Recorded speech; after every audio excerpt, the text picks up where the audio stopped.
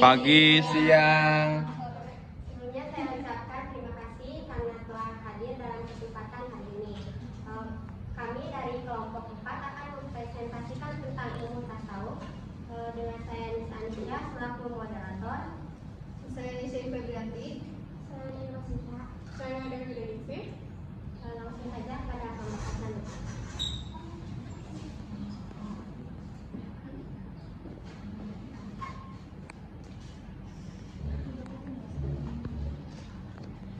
Pertama yaitu ada pengertian tasawuf.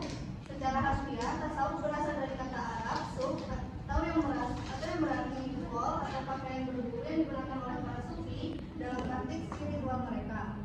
Menurut Zakaria Al-Ansori dalam buku Hakikat Ilmu Tasawuf, pengertian tasawuf adalah ilmu yang dengan diketahui tentang kebersihan jiwa, perbaikan budi pekerti, serta pembangunan lahir dan batin untuk memperoleh kebahagiaan yang abadi. Dalam konteks yang lebih luas, tasawuf bukan hanya terfokus pada aspek kehidupan atau lahiriah, melainkan menitikberatkan pada pengembangan spiritualitas dan hubungan yang mendalam antara manusia dan Tuhannya.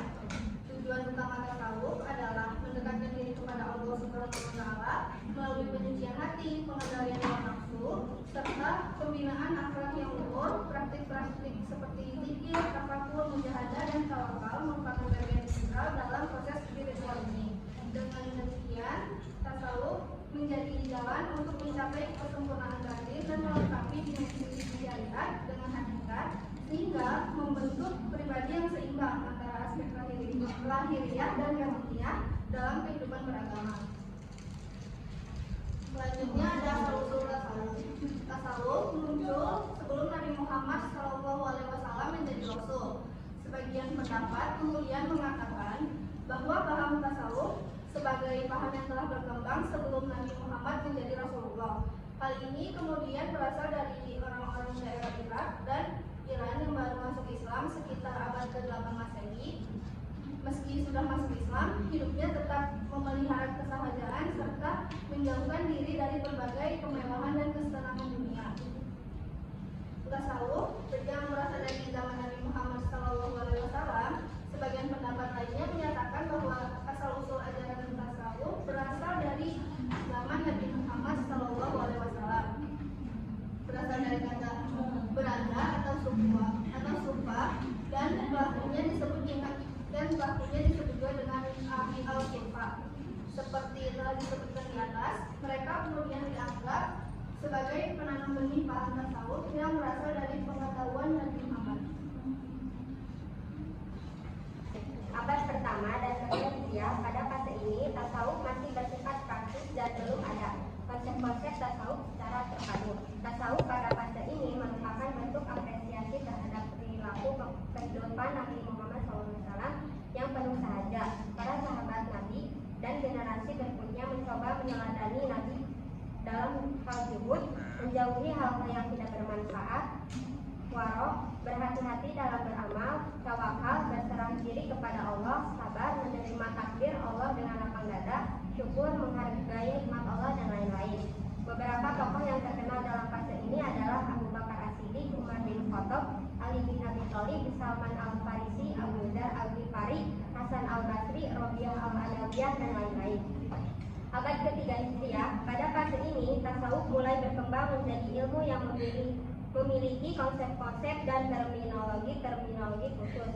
Tasawuf pada fase ini juga mulai membedakan antara makomat, tingkatan-tingkatan dalam perjalanan spiritual, dan akwal, keadaan-keadaan batin yang dialami oleh para sufi. Tasawuf pada fase ini juga mulai mengembangkan metode-metode untuk mencapai kesempurnaan batin, seperti zikir, mengingat Allah, muraqabah, merenungkan diri dan Allah, muhasabah, mengevaluasi diri, mujahadah, berjuang melawan hawa nafsu, dan lain-lain. Beberapa tokoh yang terkenal dalam fase ini adalah Zunnun al-Misri, Ma'ruf al-Karsi, Sari as-Saqati, Junaid al-Baghdadi, Bishr al-Hafi, Bayazid al-Bistami, Haris al-Muhasibi, dan lain-lain. Abad keempat Hijriah, pada fase ini tasawuf mencapai puncak kejayaannya sebagai ilmu yang memiliki sistematisasi dan metodologi yang lengkap. Tasawuf pada masa ini juga mulai menunjukkan keberagaman dalam pemikiran dan aliran-aliran.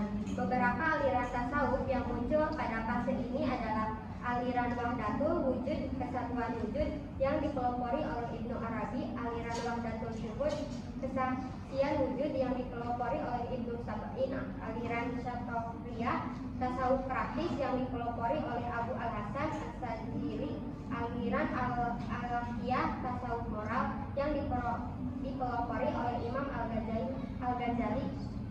Beberapa tokoh yang terkenal dalam fase ini adalah Abu Bakar Asy-Syibli, Abu Sa'id Al-Faraj, Abu Yazid Al-Bistami. Abad ke-5 Hijriah dan setelahnya pada fase ini, tasawuf mulai mengalami kemunduran dalam hal kreativitas dan originalitas. Tasawuf pada fase ini lebih banyak mengikuti dan mengembangkan pemikiran-pemikiran yang sudah ada sebelumnya. Tasawuf pada fase ini juga mulai mengalami tantangan dan kritik dari berbagai pihak, baik dari kalangan ulama maupun dari kalangan awam.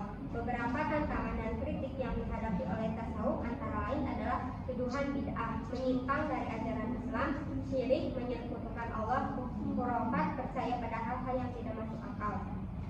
Namun tasawuf tetap bertahan dan berkembang hingga saat ini dengan berbagai cara. Salah satunya adalah dengan membentuk tarekat-tarekat, organisasi-organisasi sufi yang memiliki silsilah rantai guru murid yang terhubung dengan Nabi. Tarekat-tarekat ini memiliki aturan-aturan, syarat-syarat, dan praktik-praktik khusus yang harus diikuti oleh para anggotanya. Beberapa tarekat yang terkenal antara lain adalah Qadiriyah, Naqsabandiyah, Syadziliyah, Tijaniyah, Rifaiyah, Sakariyah, dan lain-lain.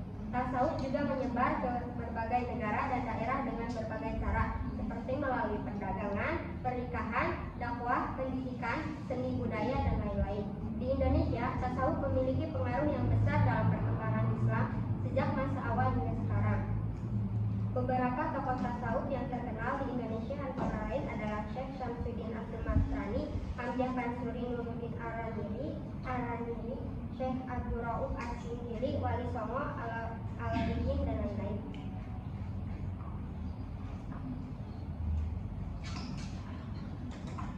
Selanjutnya ada karakteristik tasawuf.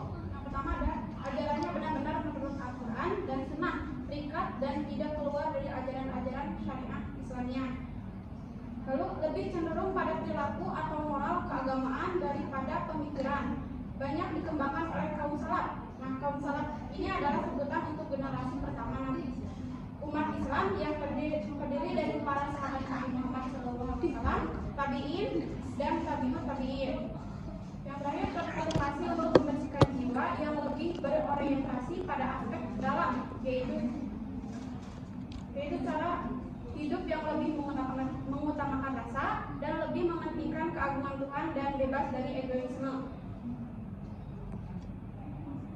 Selanjutnya ada dasar-dasar dari Al-Quran. Meskipun terjadi perbedaan makna dari kata suci, akan tetapi jalan yang ditempuh kaum suci berlandaskan Islam. Di antara ayat-ayat Allah yang dijadikan landasan akan kezuhudan dalam kehidupan dunia adalah firman Allah pada Al-Quran surat Asy-Syura yang artinya, barang siapa yang menghendaki keuntungan di akhirat, akan kami tambah keuntungan itu baginya, dan barang siapa yang menghendaki keuntungan di dunia, kami berikan kepadanya sebagian dari keuntungan dunia, dan tidak ada baginya satu kebahagiaan pun di akhirat. Selanjutnya ada sumber-sumber tasawuf dari sisi keislaman. Tasawuf merupakan ilmu yang mengajarkan bagaimana seharusnya sikap mental seorang manusia sebagai makhluk kepada Allah dan hubungan kepada sesama manusia. Dalam hal ini, tasawuf tidak hanya menghentikan hubungan ibadah kepada Allah, namun juga memperhatikan hubungan baik antar manusia sebagai sesama makhluk.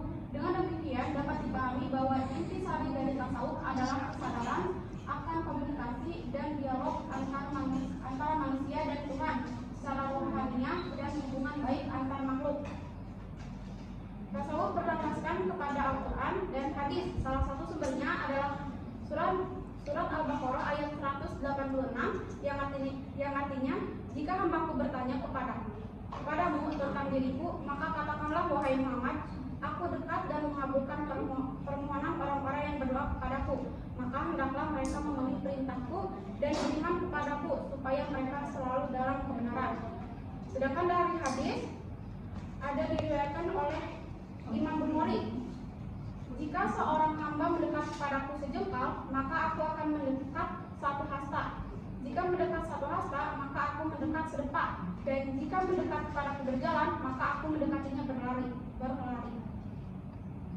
Selanjutnya ayat-ayat Al-Quran yang menjadi landasan sebagian ikatan dan keadaan para sufi. Yang pertama, tingkatan zuhud.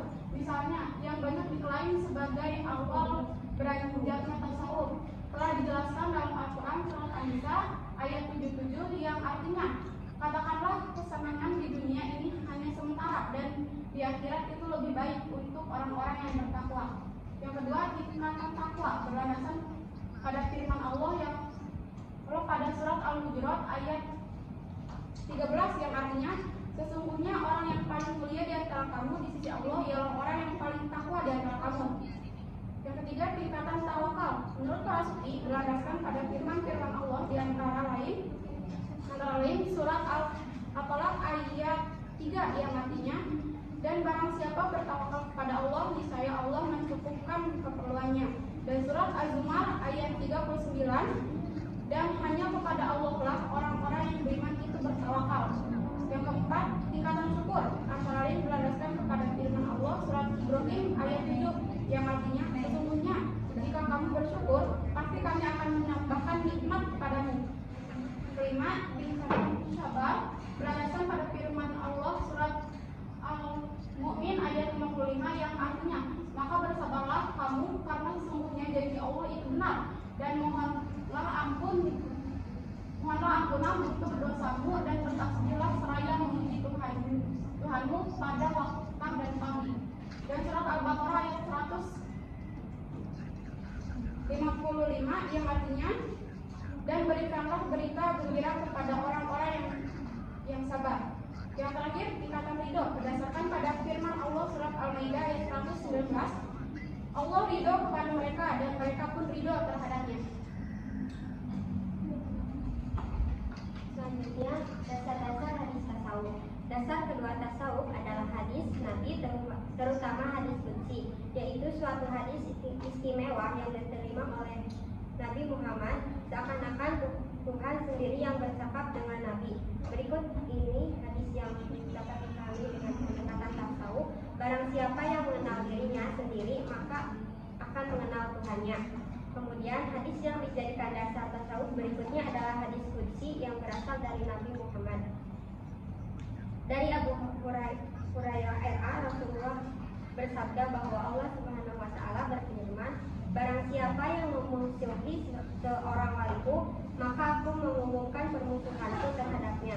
Tidak ada sesuatu yang mendekatkan hambaku kepadaku yang lebih kusukai daripada pengalaman segala yang kufardukan atasnya.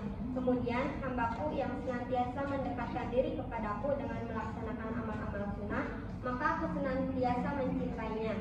Bila aku telah cinta kepadanya, jadilah aku pendengarnya yang dengannya ia mendengar, aku penglihatannya yang dengannya ia melihat, aku tangannya yang dengannya ia memukul, dan aku kakinya yang dengan itu ia berjalan.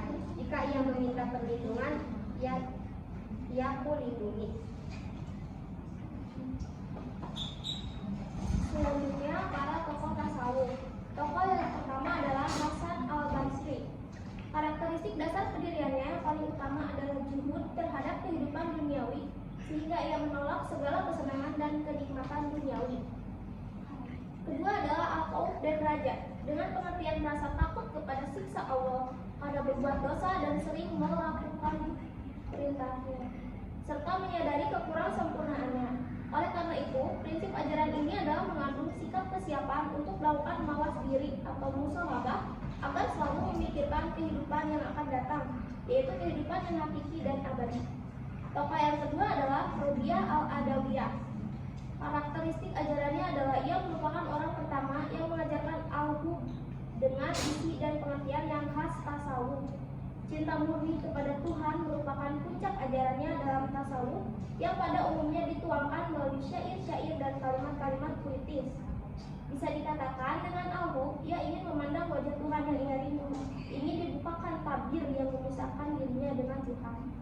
Lalu, tokoh yang ketiga adalah Zu Al-Nun Al-Misri.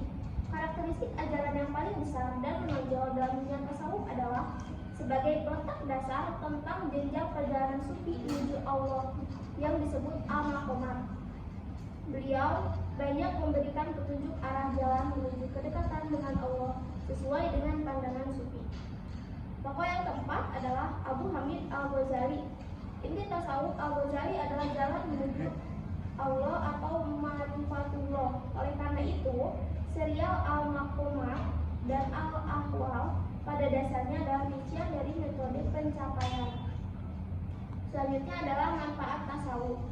Yang pertama, bermanfaat dalam bidang kecerdasan emosional, yaitu apabila dapat mengamalkan tasawuf dengan baik, maka dapat mengendalikan emosionalnya dengan baik pula. Manfaat yang kedua, dalam bidang kecerdasan spiritual. Tasawuf mengingatkan manusia tentang kematian, agar umat manusia selalu beribadah, beramal soleh, serta menjauhi perbuatan maksiat dan kejahatan. Yang ketiga, bermanfaat dalam bidang agama. Tasawuf diperlukan untuk mengamalkan Islam secara kafah, serta untuk mengembangkan kerukunan hidup beragama dan integrasi sosial. Yang keempat, bermanfaat dalam bidang etos kerja. Tasawuf dapat memperkuat etos kerja karena dalam ajaran Islam, bekerja itu wajib untuk memenuhi keperluan diri sendiri, keluarga, dan juga umat. Manfaat yang terakhir adalah dalam bidang pendidikan. Tasawuf merupakan salah satu mata pelajaran yang perlu diajarkan di madrasah dan mata kuliah di perguruan Islam untuk mengembangkan kehidupan agama yang komprehensif dan utuh serta untuk mengembangkan masyarakat